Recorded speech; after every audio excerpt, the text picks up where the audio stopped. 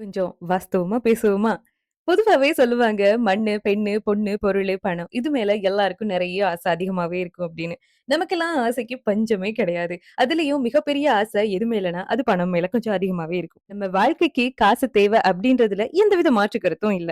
பணம் இருக்கிறவங்க, அவங்க கிட்ட அளவுக்கு அதிகமான பணம் இருக்குன்னு மனநிறைவு அடையாம இன்னும் பணத்த தேடி அலையுறாங்க.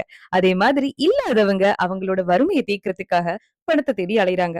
மொத்தத்துல நம்ம எல்லாரும் பணத்த தேடி அலையுறோம். கரெக்ட்டா? அந்த காலத்துல இருந்து இப்ப வரைக்குமே காசோட தேவை அதிகமா தான் இருக்கு. எப்பவுமே குறையாது. அப்படி பார்த்தா "பணம் என்றால் பிணமும் வாயைத் திறக்கும்" அப்படிங்கிற முதுமொழி இருக்கு. அப்போ நாங்க மட்டும் என்னவா கோடியிலே பிறந்தாலும் இன்னும் கொஞ்சம் கோடி பணம் இருந்தா நல்லா இருக்கும்னு தானே தோணும். காசு பத்தி பேசும்போது இன்னொரு விஷயம் ஞாபகத்துக்கு வருது.